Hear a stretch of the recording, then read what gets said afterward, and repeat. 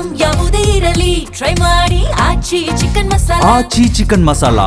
ನೋಡಿ, ಕಮರ್ಷಿಯಲ್ ಸಿಲಿಂಡರ್ಗಳು ಪೂರೈಕೆ ಆಗ್ತಾ ಇಲ್ಲ ಅನ್ನೋ ಕಾರಣಕ್ಕೆ ಹೋಟೆಲ್ಗಳಲ್ಲಿ ಸಮಸ್ಯೆ ಆಗ್ತಾ ಇದೆ. ಹಾಗಾಗಿ ಉದ್ಯಮಿಗಳು ಎದುರಿಸ್ತಾ ಇರುವಂತಹ ಸಮಸ್ಯೆ ಏನು, ಹೋಟೆಲ್ಗಳಲ್ಲಿ ವಾಸ್ತವ ಪರಿಸ್ಥಿತಿ ಹೆಂಗಿದೆ, ಆ ಕುರಿತು ನಮ್ಮ ಪ್ರತಿನಿಧಿ ಸಂಗಮೇಶ್ ಒಂದು ಪ್ರತ್ಯಕ್ಷ ವರದಿ ಕೊಟ್ಟಿದ್ದಾರೆ. ನೋಡ್ಕೊಂಡು ಬರೋಣ.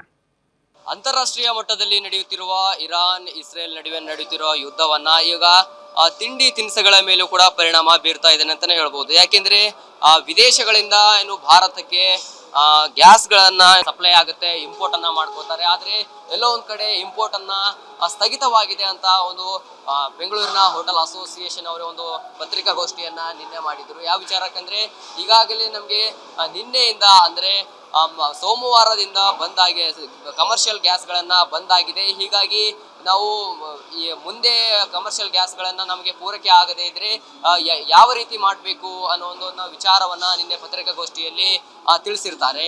ಸದ್ಯ ಇರುವ ಸ್ಟಾಕ್ ನಲ್ಲಿ ನಾವು ತಿಂಡಿ ತಿನಿಸುಗಳನ್ನ ತಯಾರು ಮಾಡ್ತಾ ಇದ್ದೀವಿ.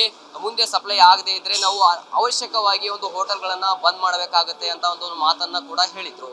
ಈ ಗ್ಯಾಸ್ಗಳನ್ನ ಬಂದ್ ಮಾಡಿದ್ರೆ ನಾವು ಕೇವಲ ಟೀ ಅಥವಾ ಕಾಫಿಗಳನ್ನ ಮಾತ್ರ ಒಂದು ಗ್ರಾಹಕರಿಗೆ ಪೂರೈಕೆ ಮಾಡಬೇಕಾಗುತ್ತೆ. ಹೀಗಾಗಿ ಗ್ಯಾಸ್ ಸಿಲಿಂಡರ್ಗಳನ್ನ ಭಾರತದಲ್ಲಿ ಎಷ್ಟಿದೆ, ಸಪ್ಲೈ ಎಷ್ಟಿದೆ ಅಂತ ಒಂದು ಕೇಂದ್ರ ಸರ್ಕಾರಕ್ಕೆ ಒಂದು ಪತ್ರವನ್ನ ಬರೀತಾರೆ. ಯಾಕೆಂದ್ರೆ ಎಷ್ಟಿದೆ ಸಪ್ಲೈ ಒಂದು ತಿಳಿಸಬೇಕು, ಒಂದು ಮಾಹಿತಿಯನ್ನ ಡಾಟಾವನ್ನ ಬಹಿರಂಗ ಮಾಡಬೇಕು ಅನ್ನೋ ಪತ್ರವನ್ನ ಬರ್ತಾರೆ. ಇದರ ಜೊತೆಗೆ ಕಳೆದ ಕೆಲವು ದಿನಗಳ ಹಿಂದೆ ಅಷ್ಟೇ ಕೇಂದ್ರ ಸಚಿವರ ಜೊತೆ ಮಾತನಾಡಿದಾಗ ನಮ್ಮ ಹತ್ರ ಸ್ಟಾಕ್ ಇದೆ ಅಂತ ಒಂದು ಭರವಸೆಯನ್ನ ಕೊಡ್ತಾರೆ. ಆದ್ರೆ ಎಲ್ಲೋ ಒಂದ್ ಕಡೆ ಏಕಾಏಕಿ ಕಮರ್ಷಿಯಲ್ ಗ್ಯಾಸ್ ಸಿಲಿಂಡರ್ಗಳನ್ನ ಬಂದ್ ಮಾಡಿರುವುದರಿಂದ ಈ ಸಮಸ್ಯೆ ಉಂಟಾಗ್ತಾ ಇದೆ ಅಂತ ಹೇಳ್ತಾ ಇದ್ದಾರೆ.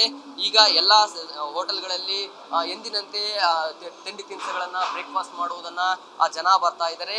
ಎಲ್ಲೋ ಒಂದ್ ಕಡೆ ಈಗ ಬಂದ್ ಆದ್ರೆ ಮುಂದಿನ ದಿನಗಳಲ್ಲಿ ಸಮಸ್ಯೆ ಆಗುವುದಂತೂ ಖಂಡಿತವಾಗಿದೆ. ಹೀಗಾಗಿ ಪ್ರಮುಖವಾಗಿ ಬ್ಯಾಚುಲರ್ಸ್ಗಳಿಗೆ ಯಾರ್ಯಾರು ಸಿಂಗಲ್ ಆಗಿರ್ತಾರೆ, ಈ ಪಿ ಜಿಗಳಲ್ಲಿ ಇರ್ತಾರೆ ಅಥವಾ ಸ್ವಂತ ರೂಮ್ಗಳನ್ನ ಮಾಡಿಕೊಂಡು ಹೋಟೆಲ್ಗಳ ಮೇಲೆ ಏನು ತಿಂಡಿ ತಿನಿಸುಗಳನ್ನ ಬ್ರೇಕ್ಫಾಸ್ಟ್ ಮಾಡೋದಕ್ಕೆ, ಊಟ ಮಾಡೋದಕ್ಕೆ ಅವಲಂಬಿತರಾಗಿರ್ತಾರೆ, ಅಂಥವರ ಮೇಲೆ ಪರಿಣಾಮ ಬೀಳುವುದಂತೂ ಖಂಡಿತವಾಗಿದೆ ಅಂತಾನೆ ಹೇಳ್ಬೋದು. ಕ್ಯಾಮರಾ ಪರ್ಸನ್ ರವಿ ಜೊತೆ ನಾನು ಸಂಗಮೇಶ್ ಮಿತ್ರೆ, ಗ್ಯಾರಂಟಿ ನ್ಯೂಸ್, ಬೆಂಗಳೂರು.